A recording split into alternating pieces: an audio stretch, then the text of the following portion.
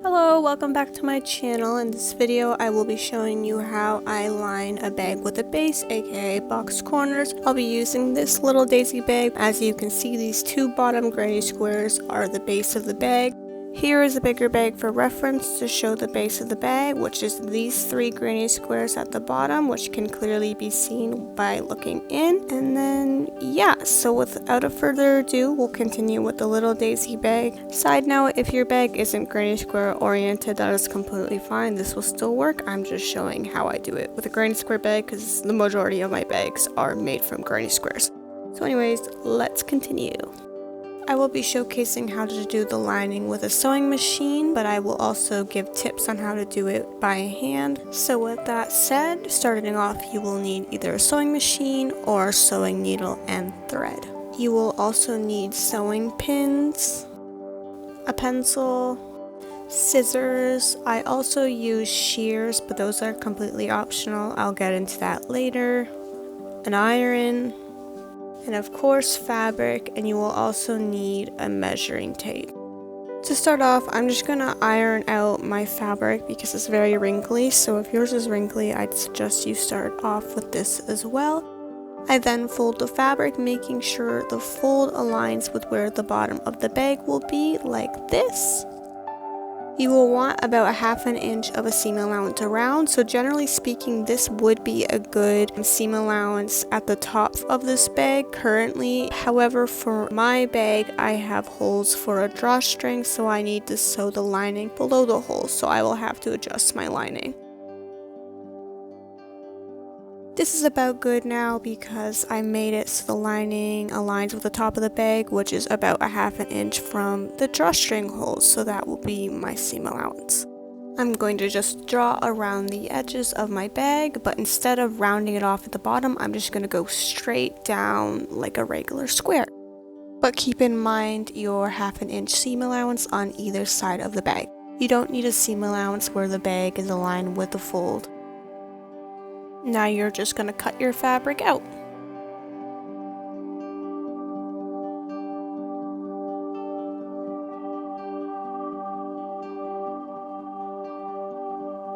I'm just going to iron my fabric pieces together. And then I'm going to fold over the top edge about a ½ inch on both sides and iron it flat. You can see that the bottom of the bag aligns with the fold, and then the top edge aligns underneath the holes on my bag.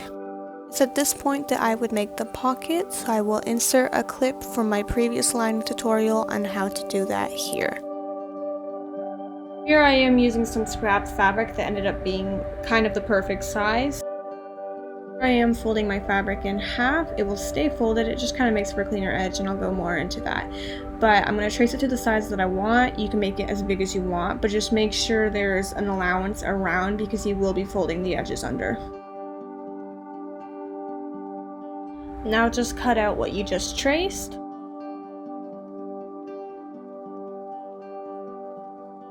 So now I'm just going to iron that piece folded together. I'm going to unfold the pocket, and then I'm going to fold under each of the edges inwards, and then I'm going to iron that into place, as you can see here.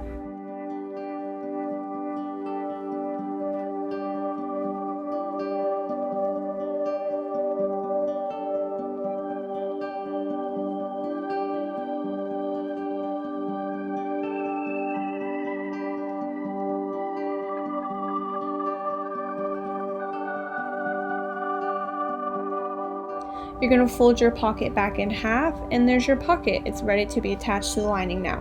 Make sure that the pocket has the nice folded edge facing the top of the bag. So let's unfold our lining like so. And then with our pocket, you're going to arrange it somewhere into the center. But there is a little bit of math that will come in here, which I'll show you right now. I'm going to measure the width of one of my granny squares, which is 4 inches. This will be the width of your base. So if we come back to the lining, the middle fold line of your lining will represent the center of your base. So you're going to want to take the width of your base and divide it by 2. So for me, that is 2. So I'm just going to align the two with the middle seam line. So the 2 inches that are on either side of that line, for a total of 4, that is going to be your base. So you're not going to want your pocket to go below the 2 inches on the one side, or else it will end up on the bottom of your base, and you don't really want that.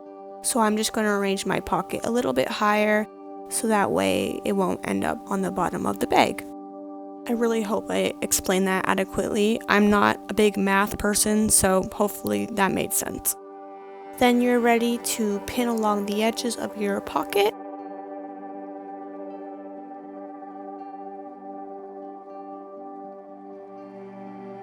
And then just sew along the sides following the pin.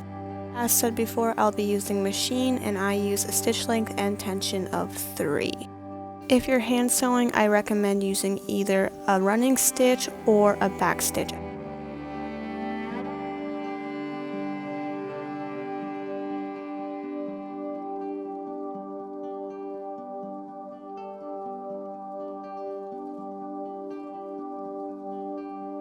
With my lining folded back in half, I'm going to place my bag on it, and then I'm going to pin along the sides following the width of my bag. I will still be keeping that square shape at the bottom and not rounding it off.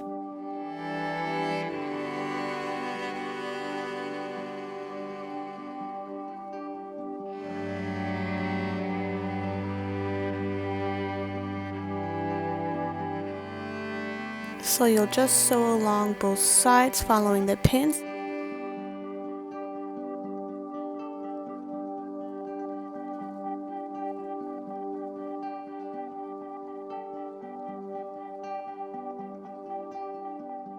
Once I sew the sides together, I'm going to take my shears and I'm just going to trim down the edges of both sides, and this will reduce fraying. If you don't have shears, you can use the zigzag stitch to go along the edges, which is what I used to do before I had these scissors, but both of these steps are entirely optional. Now back with our bag, with the base of the bag upwards, we're going to measure the length of our base, which is 8 inches for me, which is the 2 bottom granny squares, and then the width was 4 inches as we discovered before. So to restate, for me, my base is 4 inches wide, and then the length is 8 inches. So the next step is what's going to bring your bag base together finally. So with your bag laying flat like this, you're going to pick it up, rotate it towards the side so you can see both your seams like this. With your bag open, pick one of your side seams, follow the seam down, and then flatten it out like this so that it creates a triangular shape at the bottom.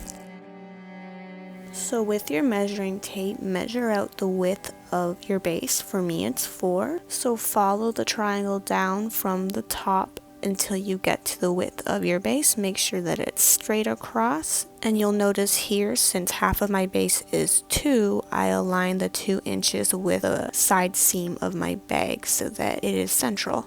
You'll then draw a line across to measure the width of your base, and then pin along the line. You will repeat the same process on the other side of your bag. You can now see your lining taking shape. Before I sew, I'll make sure that the length of this base matches the length of the base of my crochet bag. So I'll measure from the top of the pin to the other top of the pin on the other side, and it measures to 8 inches, so I know I'm good to go. So then I will sew across that line on both sides. You can sew over this line twice for extra stability.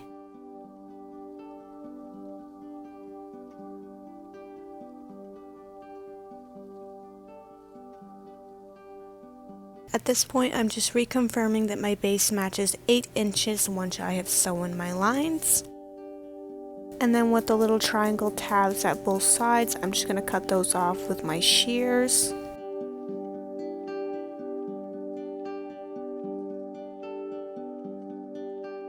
And here we are, basically done. I'm just going to do one more tiny step before I attach the lining to the bag.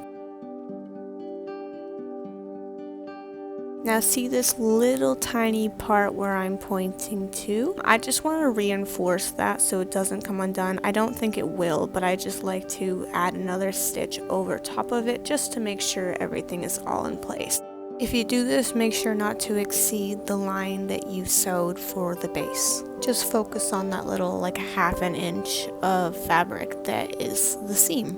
So now we can put the lining inside of the bag. I'm going to align the side seams with the side of my bag. For me, I have a strap so I can easily see where the side of my bag is. So I'm just going to align the seam into the center of the strap or the center of the side granny square. Another thing worth mentioning here, since I have my holes for my drawstring, I'm going to place my fabric below those holes to make sure that they're not covered. But again, if you don't have those, you can just put your lining right to the top of your bag. And now I'm just going to pin my lining in place. I start at the side seams and then I just go around from there.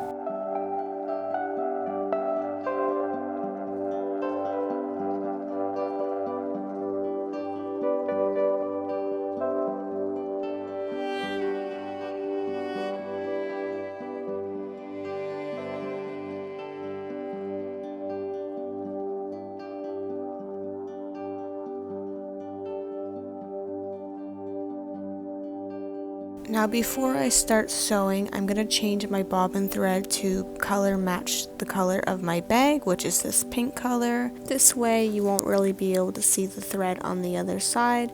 If you're hand sewing, you can use an invisible stitch to attach the lining to the bag to also avoid having your thread being shown. With my machine, I will place my crochet bag facing downwards so that I can see my fabric as I go, and then I will sew along following the pins.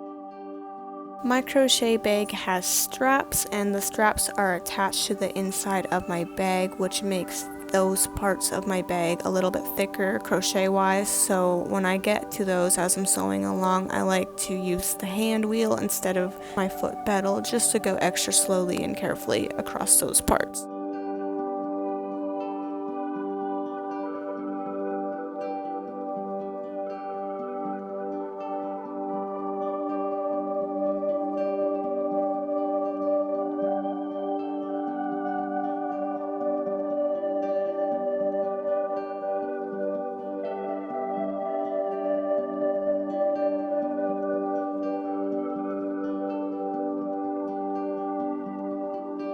So that is how I do my linings for bags with the bases, aka box corners. I hope it was helpful, and if you have any questions about the process shown, feel free to leave them below and I'll do my best to help out. And with that, thank you for watching.